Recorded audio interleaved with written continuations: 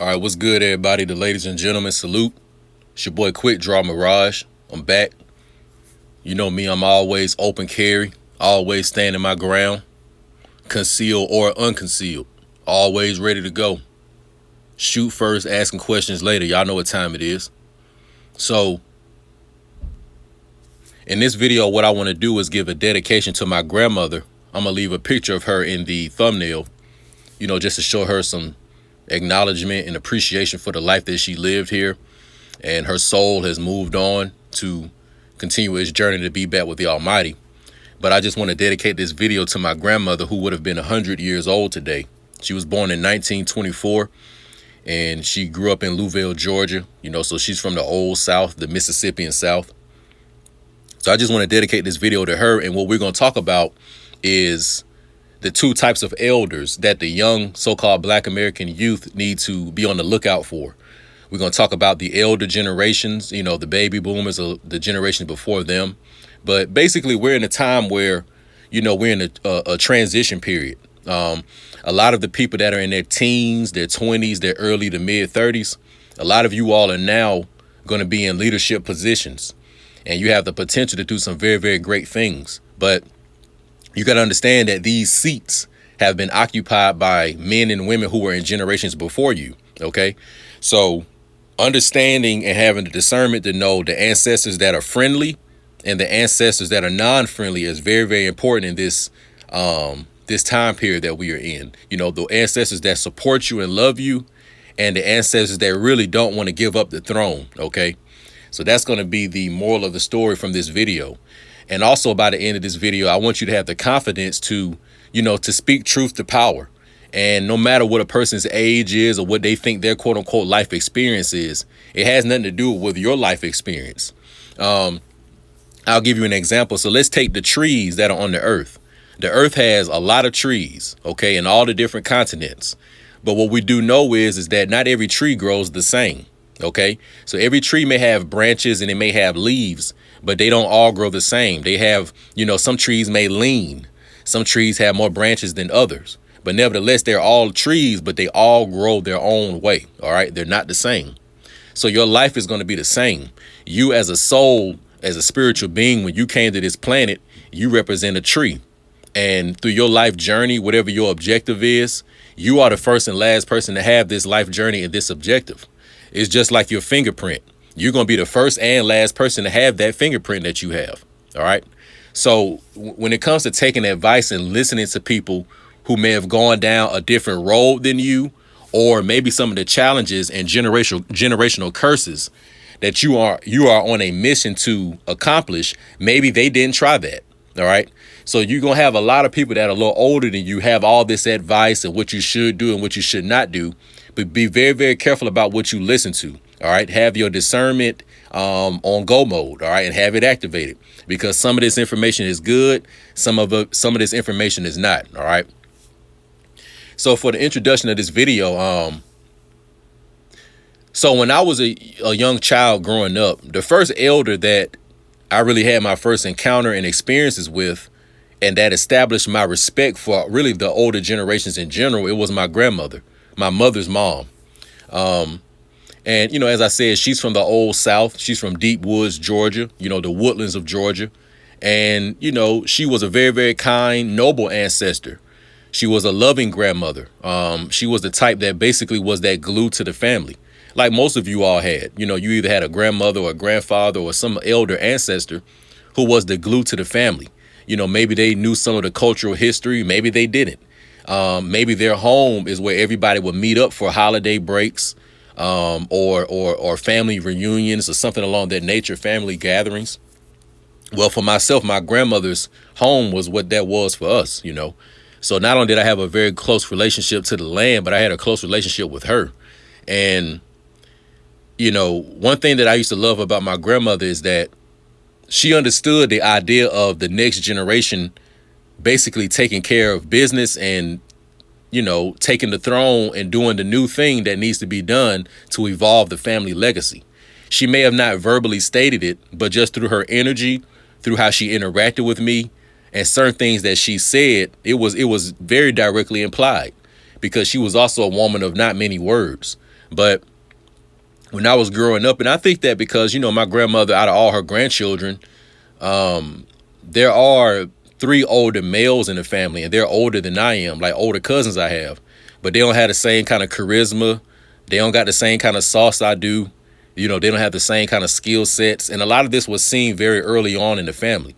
So all families are going to have, you know, that new young person that's born into the family that everybody sees has the potential and the characteristics to destroy certain generational curses and take the family into the next evolution. And I can say with my own grandmother, she saw that in me, you know, through a lot of things she would say. Like, and I'll just give you two examples. Like, one thing she would always say before she made her transition is, you know, when I would come back from college break and I would see her, she would, you know, always ask me, she was like, where your wife at? You know, she would always ask me, where's my wife at? You know, or my girlfriend or something like that. And the reason why I think she used to ask that, because, you know, she knows a young man's supposed to get with a young woman and produce a family, because that's the tradition, the American tradition at that. And she also wanted to see, you know, a young man like me multiply, you know, so she was very concerned with making sure, you know, that I would have me a wife and a girlfriend or something like that. She used to always ask me that when I was very young. But, you know, between that, but another thing that stood out to me very, very much, man, and this was back in probably, you know, before she transitioned. So this may have been towards the end of 2013. But I can remember when I was writing my first book, the Keep It Black and White book. Salute to all the people that purchased that one. But when I was writing my first book, you know, I was very excited about it. And was like during my grandmother's last days. So I can remember, you know, one thing that she used to like to do was like sit on her front porch and sometimes just like to look out into the highway.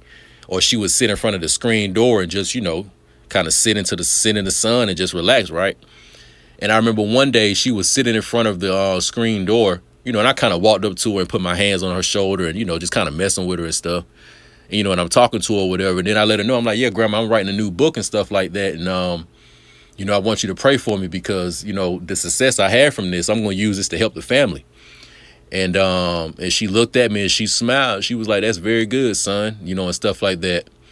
And I remember being like, you know, Grandma, when I get the money from the book, you know, I'm going to be a millionaire. What you want to do with the money? And I remember she kind of looked at me and then, you know, she paused and she was like, you know, pay the bills. That's basically all she said. You know, she said that when she became a millionaire from the books that I've written, she just wanted to make sure she had her bills paid and stuff like that. You know, and I'm like, Grandma, it's going to be way more than that. You know, we about to turn all the way up. You know, we're a family. We're aristocratic family of nobility and royalty. You know what I'm saying? We're going to do more than that. But, you know, one of the things that, you know, I ain't going to say it's messed up because I enjoyed the life I had with her. But, you know, sometimes I wish I would have come into certain success while she was still here. So she would have been able to receive those blessings in the land of the living. But, you know, it's okay because she did her part. She left a powerful impact on me. And then I'll make sure that my mother receives that, which is her daughter. So, you know, that's another thing that I want to leave with you all. If you all had a grandmother or a grandfather or some older relative that when you got your success that you would have wanted to help, but maybe they made the transition before you got there. The ancestors that you do have that are still here, whether it's your mother or whomever it is, your father, your aunts, or whomever you just close to that's that elder ancestor for you, make sure you do it for them. And that'll be the spiritual way that you can pay it forward and kind of give it back to that ancestor that you wanted to help. And, you know, if they do, you know, look back into this dimension, you know, then that'll bring them some type of a happiness, maybe to see that the family was able to, you know, move forward. So I went through all that to basically give an example of that ancestor that was, you know, the one that had your back, that one that was supportive, you know. And my grandma didn't have a bunch of money. You know what I'm saying? My grandma didn't even know how to drive. My grandmother, you know, didn't get basically like a real washer and dryer system until what, maybe like the mid 70s. You know what I'm saying? Like my grandmother had to, you know, they had an outhouse. She used to have to like wash her clothes with her hands. They used to have to get water from a well in a creek and stuff like that. So she grew up and had a very, very, you know, she had a hard living, you know what I'm saying? And she had a tough living, but anyway, let me get back to my point. So I'm just basically going into that ancestor that was, you know, we'll say the righteous ancestor, right? But then on the other side of the coin, you have what I like to call that antagonistic ancestor or that antagonistic elder. And I'm going to tell you some of the attributes and characteristics that I usually see with them. So a lot of these elders or ancestors that may be in their 60s, 70s, 80s, or 90s right now, I'm really talking about those generations. People that may be in their 60s, 70s, 80s, 90s, or even 100s for some of y'all. You do have a certain portion of them that do not like to listen. You know, they don't like to listen to, you know, not some of their contemporaries, but they definitely don't like to listen to somebody that's younger than them, because they either think from their life experience or what it is that they know that trumps everything that you could possibly experience or that you could possibly know. So there's a certain, like, you know, they don't even hear what you say. They're not even listening, you know. And I noticed that with some of them. You got to watch out for that type of antagonistic ancestor. These ancestors that have outdated information, you know. I'll give you an example, like, you know, salute to my brother Noah. But, you know, the brother Noah is a master at agricultural science. And he's learned, you know, how to do it from the modern technological way that they do it, right? So I had one of my other relatives, you know, talking to him about it. And he's talking about farming when they used to use a mule back in the day, right? Not even knowing that today we don't have to use a mule because the technology and the infrastructure has advanced. So you may not have to use a mule to plow the land and stuff like that. But you still thinking that this the 1950s or 60s, not even realizing that we don't do that no more, right? So having outdated information. And the main thing that I see with a lot of them is they don't want to pass the baton to the new king. So remember that old king, he's sitting on the throne with the white beard and he's holding on the scepter in his hand. And when the old king, you know, is in his last latter years, he's supposed to be investing in that new king that's coming up. All right. And by supporting and investing in a new person, you then transition and you pass the scepter and you pass the throne to the new young king. But a lot of these elders don't want to do it. They want to keep the so-called status and prestige they have and these fake false leadership positions that they think they really got in the so-called black community at large and a lot of these so-called black families. All right. So they don't want to pass that baton on to that new young person in the family that's going to evolve it and take it to the next level and take it to places that they could not have even taken it. All right. You have a lot of that. I want you to think about in the Bible, the biblical character named Isaac. All right. Isaac was the father of Jacob and Esau. All right. But Isaac was blind. And in his old days, you know, he had a feeble mind. He had a weak mind. All right. And in the Bible, it basically says that he was blind. All right. And Isaac knew that the tradition was that the inheritance goes to the older son. But his older son, Esau, was very materialistic. And he was wicked in a lot of his ways. But Isaac being blind, he still was going to give Esau the inheritance. So what had to end up happening was that, you know, of course, there was some deception used. But the inheritance had to go to the son Jacob, only because Isaac was going to pass the scepter to the wrong person. So in a lot of these families, you're going to have situations like that where some form of deception or holding back information or however it may play out. But things need to be done to make sure that the scepter goes into the hand of the new rightful king that's going to take the family to the next level. And if you are that new rightful king, you're going to have to take the initiative and be aggressive about making sure that the legacy continues and that the scepter goes in your hand. All right. So this is what it really is. It's like for these elders or ancestors that don't want to pass the baton to the new young king, then you know what you got to do? You break their fucking wrist and you take the baton out their hand.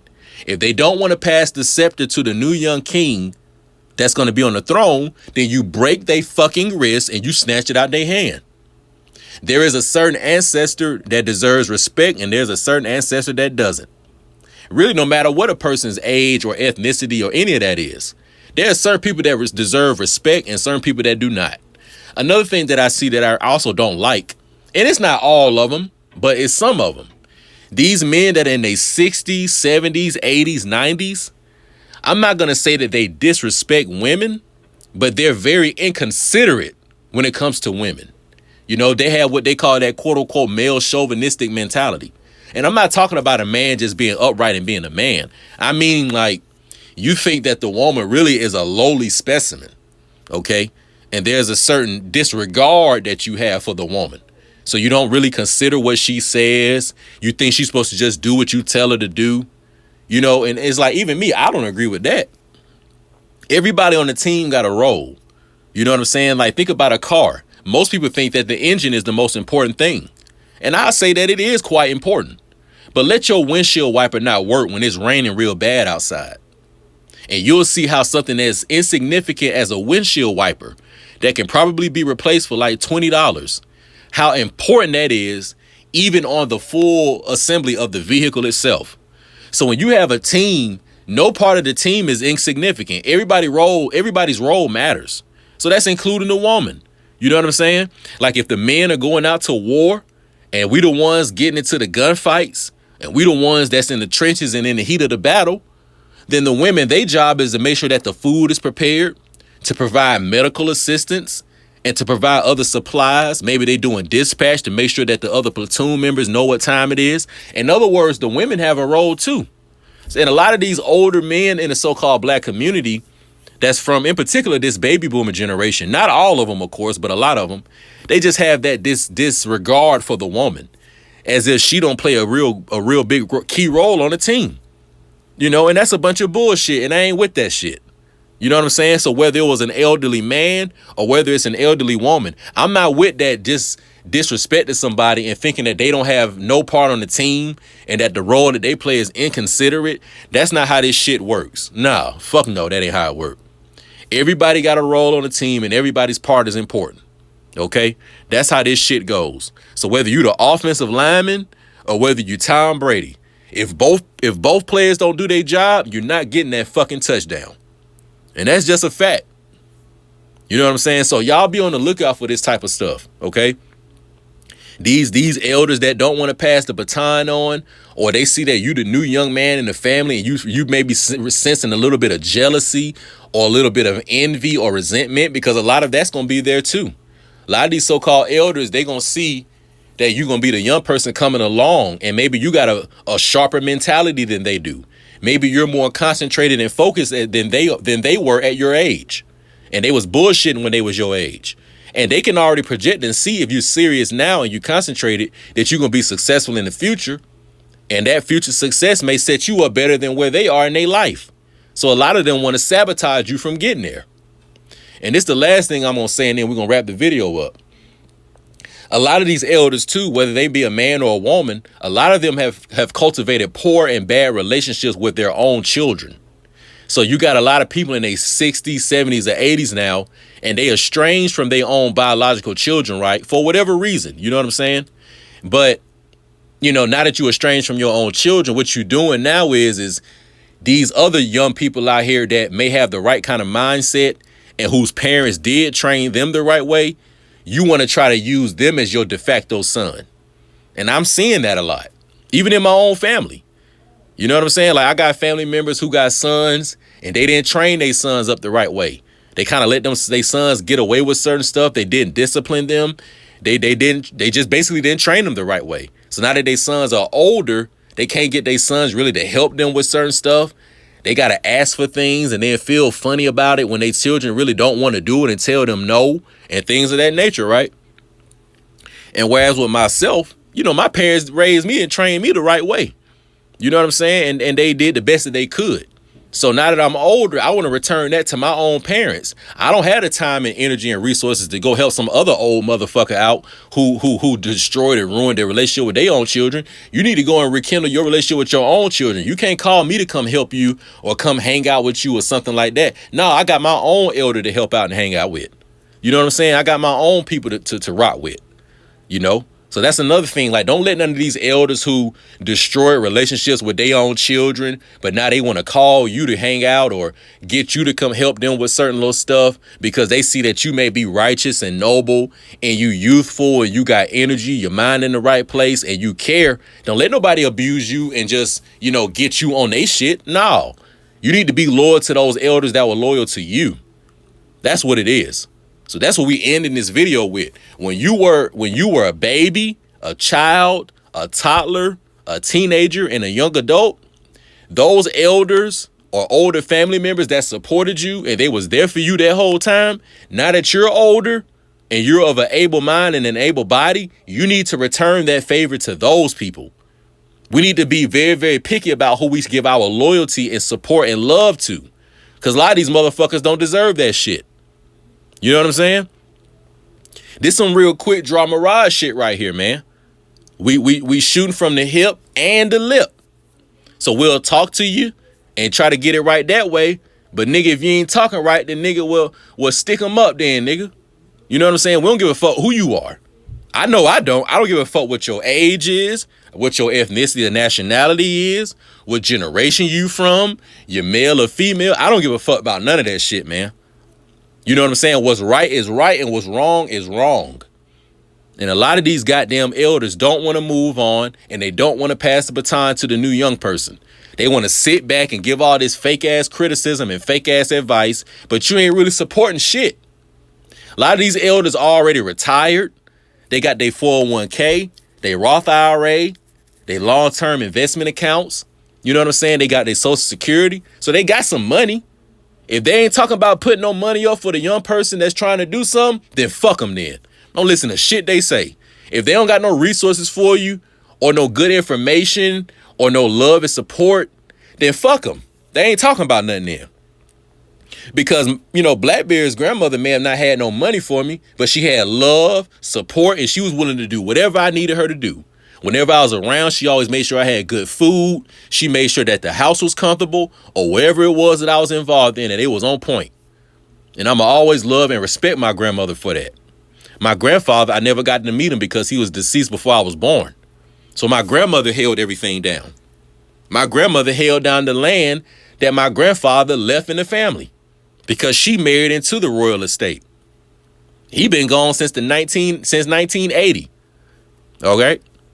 So she was holding that down all the way to 2014 when she passed. So now y'all got to be loyal and show the care and support and kindness and patience and gratitude and appreciation for those elders that really was rocking with you, man. And even if you meet an elder out here that you didn't grow up with, but you can sense they have that same loving, supportive Mississippi and American energy, then you show love to them and you can show kindness to them. If they need a little help with something, ain't nothing wrong with helping them. But if you sense that bullshit or they one of these goofy ass motherfuckers or whatever, fuck them.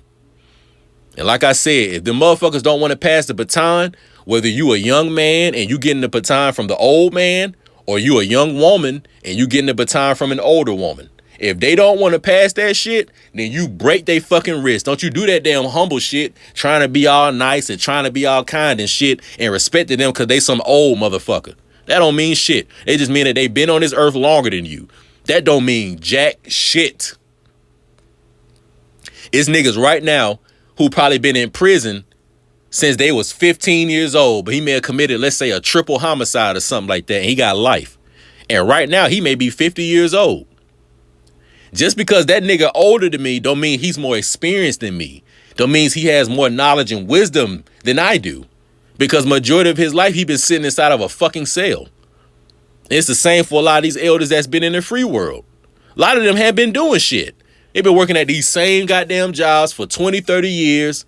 You know what I'm saying? Getting tried and disrespected from people from other ethnic national groups, etc. And I don't mean any disrespect to those elders that had to deal with a lot of bullshit during those times of like racism and Jim Crow. We're not talking about those elders because if it weren't for those elders, we wouldn't be here today. A lot of those elders dealt with a lot of bullshit just so I can sit here and talk shit the way I am today. And I know that. And that's why I talk so much shit. And that's why I'm so fiery the way I am. Because my grandmother, my grandfather, my great aunt, and all my other older relatives, I wasn't around, but I know it was a lot of bullshit and disrespect that they dealt with. And they had to keep their mouth closed only so the family could survive. And so one day a nigga like Blackbeard would be born. So we're not talking about those ancestors. We revere and respect them, and we always will. We talking about these bullshit motherfuckers. Fuck them. And like I said, you break their goddamn wrist if they don't want to pass that baton. So it's your boy Quick Draw, man. You know what I'm saying? We ain't playing no games, man. We're not fucking around with nobody. This some real Red Stick Family Army Ranger shit here. We on some Ranger Battalion shit. So y'all stay tuned for the next one, and we out.